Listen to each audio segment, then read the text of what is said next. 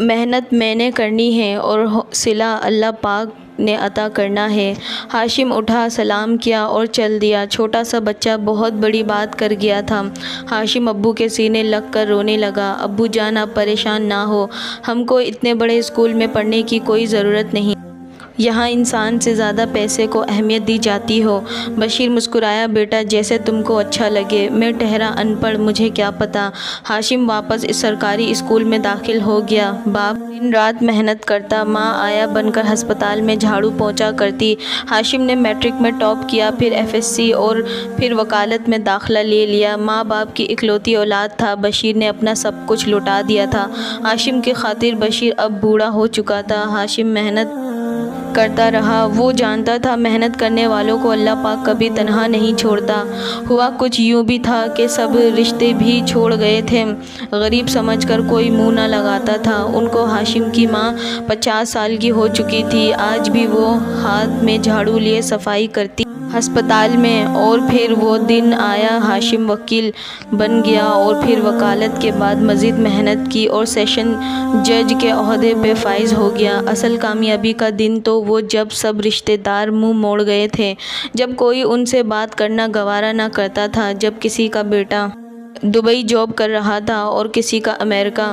اس لمحے ایک 50 سال کی بڑھیا، ایک 55 سال کا بابا، بزرگ پرانے سے کپڑے پہنے اپنے بیٹے کی جج بننے کی خوشی میں ایک تقریب میں موجود تھے۔ شہر کے بڑے بڑے آفیسر مبارکباد دے رہے تھے۔ بشیر کی آنکھوں میں آنسو تھے، اپنے رکشے کے پاس کھڑا رو رہا تھا، جسم میں تھکن تھی۔ بوڑھی ماں زمین پہ بیٹھی جھاڑو دیتے دیتے جو تھک گئی تھی، آج بیٹا جج بن گیا۔ ہاشم نے امی ابو کا ہاتھ پکڑا، اسٹیج پہ لے گیا، سب لوگ تالیاں بجانے لگے۔ اور دوسرے دن ہاشم کے ساتھ امی ابو کی فوٹو اخبار میں بھی آ چکی تھی۔ سیشن جج مسٹر ہاشم صاحب اپنے والدین کے ساتھ خوشگوار لمحات میں۔ پھر یوں ہوا، ایک بزرگ چہرے پہ زخموں کے نشان تھے۔ ایک وکیل ہاشم سے کہنے لگا، جج صاحب، امریکن اسکول کے چیئرمین اور وائس پرنسپل صاحب، ان کے بیٹوں نے جائیداد تو باپ سے زبردستی اپنے نام کروا لی ہے، لیکن اب ان کے بچے ان کو ساتھ رکھنے کے لیے تیار نہیں ہیں، یہ چاہتے ہیں اب ان کو انصاف دیا جائے۔ ہاشم نے جب اس بوڑھے کی جانب دیکھا تو اپنی کرسی سے اٹھ کھڑا ہوا، اس بوڑھے کے قریب آیا۔ بابا جی، کیا آپ مجھے پہچانتے ہیں؟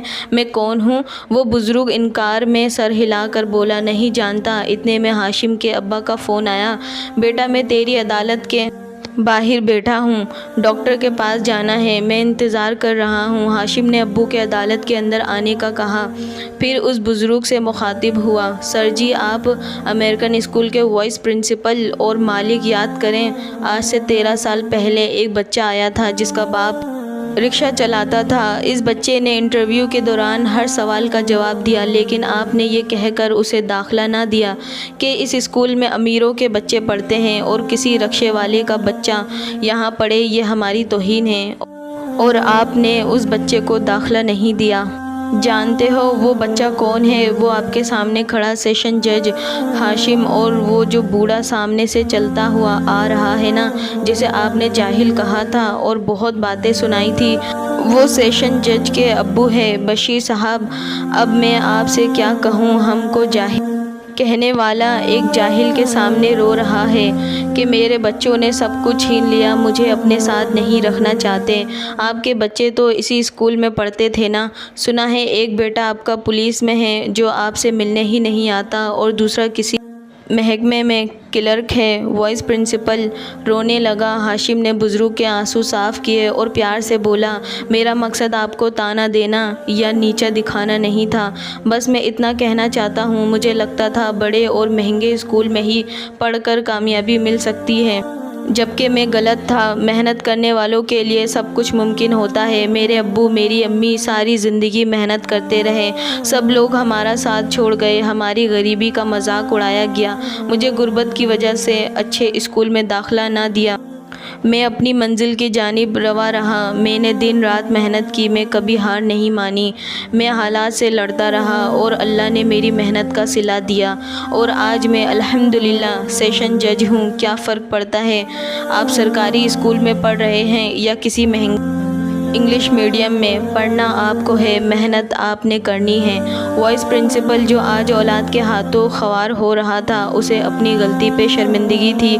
میں نے اپنی اولاد کو انگلش کلچر سکھاتے سکھاتے انسانیت سکھانا بھول گیا تھا۔ دوسری جانب سیشن جج ہاشم صاحب اپنے بوڑھے باپ کا ہاتھ تھامے اپنے کار کی جانب بڑھ رہے تھے۔ حالات کیسے بھی ہو، کوئی آپ کے بارے میں کچھ بھی سوچے، سب ساتھ چھوڑ جائے، پھر بھی خود کو مضبوط رکھو اور کامیاب ہو کر سب کو بتا دو، اللہ ساتھ ہو تو کوئی ہرا نہیں سکتا۔ واقعے کو پڑھنے والا اگر کوئی زندگی سے ہار چکا ہے تو اٹھے اور ہمت کرے، اللہ پہ یقین رکھے۔ بس تھوڑی سی ہمت، کامیابی آپ کا مقدر بن جائے گی۔ آپ پہ ہنسنے والے آپ کی تعریف کرنے لگیں گے۔ بس خود کو تھوڑا سا مضبوط کریں۔ ایسے نہ بنو کہ تم کسی سے مل کر فخر محسوس کرو، بلکہ خود کو ایسا بناؤ کہ لوگ تم سے مل کر فخر محسوس کریں۔ ویڈیو اچھی لگے تو اسے لائک، شیئر، کمنٹ ضرور کریے گا اور مزید اچھی ویڈیوز کے لیے اسے سبسکرائب کرنا مت بھولیے گا۔ جزاک اللہ۔